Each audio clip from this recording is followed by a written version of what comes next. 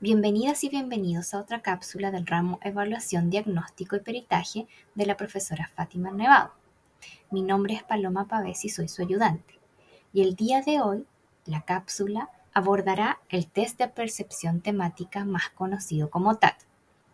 Este es una herramienta valiosa en la evaluación psicológica porque nos permite indagar en la personalidad a través de las imágenes y las narrativas que surgen a partir de la presentación de las láminas.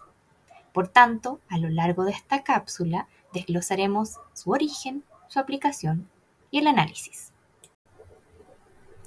¿Qué es el TAT? Este test fue desarrollado por Henry Murray, Christian Morgan en 1935, pero las láminas que conocemos hoy provienen de 1943. Es un test proyectivo que está compuesto por 31 láminas que incluyen fotografías, dibujos y también una lámina en blanco. Lo central es que al presentar las imágenes se le pide al sujeto que imagine una historia que incluya pasado, presente y futuro. El enfoque detrás de este test es que al narrar las historias los individuos proyectan sus experiencias, conflictos y deseos. Por tanto, cada narración ofrece un vistazo a su mundo interno y cómo ve su realidad. De manera que es un método potente para explorar no solo la personalidad, sino también las motivaciones más profundas de los evaluados. Aplicación del test. Su aplicación es bastante estructurada. Se lleva a cabo en 2 sesiones, en las que se presentan las láminas, generalmente 10 por sesión para no agotar al evaluado. El sujeto deberá observar brevemente cada lámina con el fin de elaborar a partir de ella y de los elementos que la forman una historia, considerándose primero que ver la imagen o la escena para posteriormente narrar algo breve de lo que está sucediendo en ella, de lo que ha sucedido antes y lo que ha sucedido después, pues la consigna es: cuéntame una historia de qué pasó antes, qué está pasando, qué pasó después. Y va a ser la interpretación de estas historias lo que le permite al evaluador hacer una idea de los procesos psíquicos que está atravesando el sujeto analizado.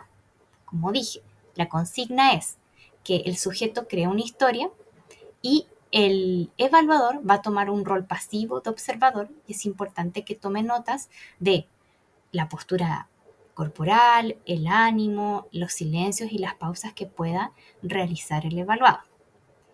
Es importante, como dije, no interferir en el relato, pero sí se pueden hacer preguntas para clarificar, las cuales ayuden a profundizar ciertos aspectos que no quedaron tan claros, como por ejemplo qué está sintiendo el personaje o cuál es la relación entre los personajes de las láminas, etc.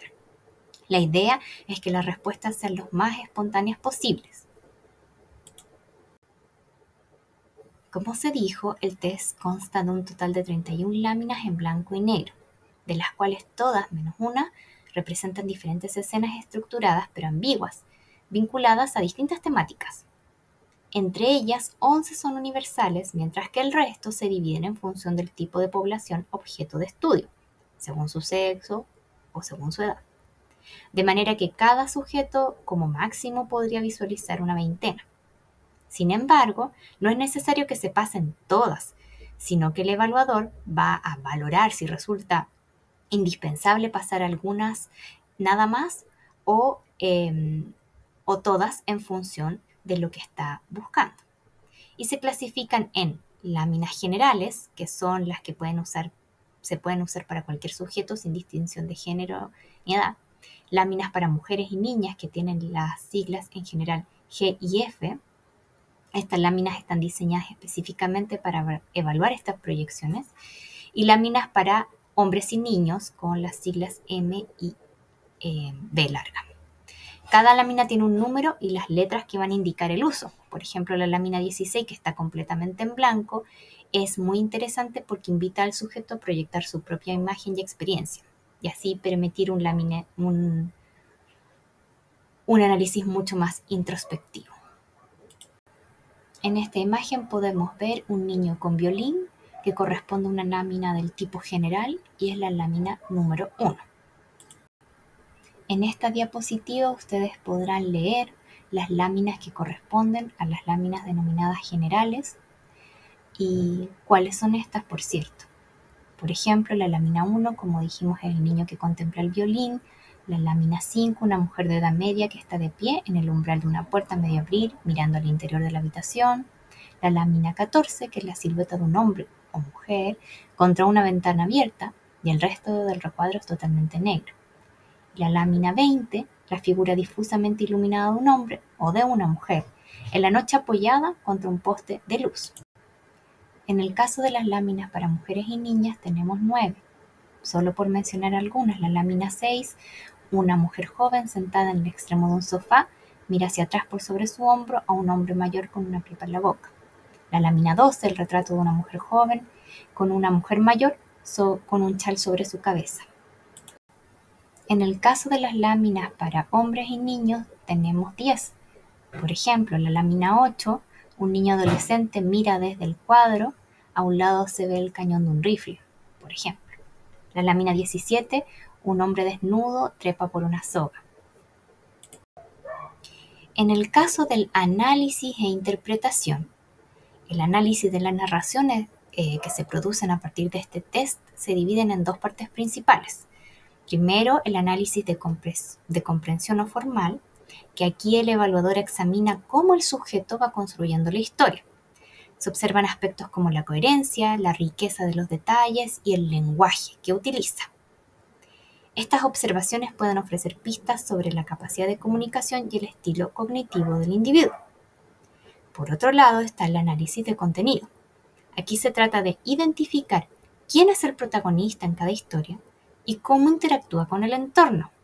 Se observa si el protagonista enfrenta conflictos, cómo reacciona, cuáles son los temas recurrentes de sus relatos, y esto puede revelar, por cierto, mucho sobre sus deseos, temores y relaciones interpersonales. Como dijimos, hay aspectos que deben ser valorados y elementos que se tienen que tomar en consideración al momento de realizar un posterior análisis. Por ejemplo, ¿quién es el protagonista o héroe de la historia?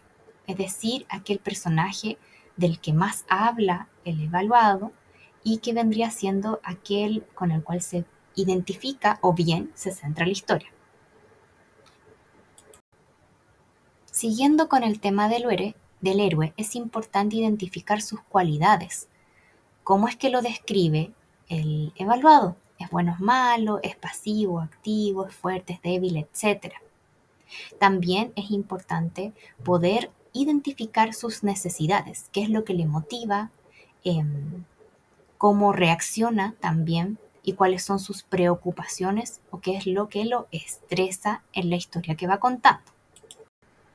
Otro aspecto importante a considerar es el ambiente, es decir, el entorno y la relación con los demás personajes, cómo son estos, qué roles cumplen, etc.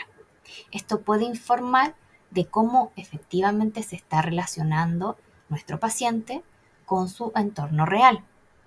También es interesante destacar el cómo se va desarrollando la historia, cómo inician y cómo culminan, además del análisis temático que ésta pueda tener. Por ejemplo, si en las distintas láminas se repite mucho la temática de la muerte, la limpieza, los celos, etc. Antes de pasar a la síntesis de los resultados, no está de más indicar que es muy relevante poner atención a qué dice el paciente y cómo lo dice, si es que colabora o no cuando se le presentan las imágenes y si también comprende qué es lo que debe hacer y la consigna que se le da. Si se queda en silencio, si hay ciertas resistencias, si hay alguna dificultad, si tiende a demorarse más en una lámina que en otra, todo eso debe ser anotado, ya que es información importante al momento de realizar una interpretación.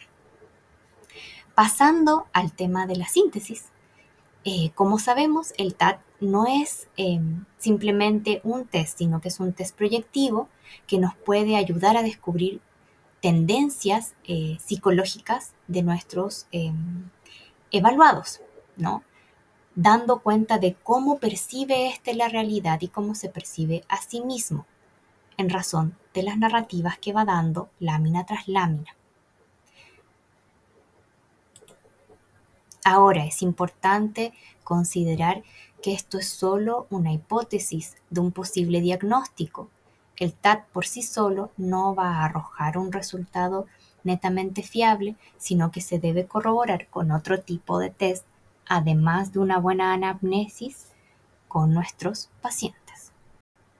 Y para finalizar, solo ofrecerles la mirada de que todos los tests son súper útiles, pero siempre se deben aplicar no en la primera sesión, sino cuando ya existe un cierto rapport con nuestros pacientes, de manera que puedan expresarse con total espontaneidad, con tranquilidad y con la seguridad de que están ante un profesional que los respeta y los valida.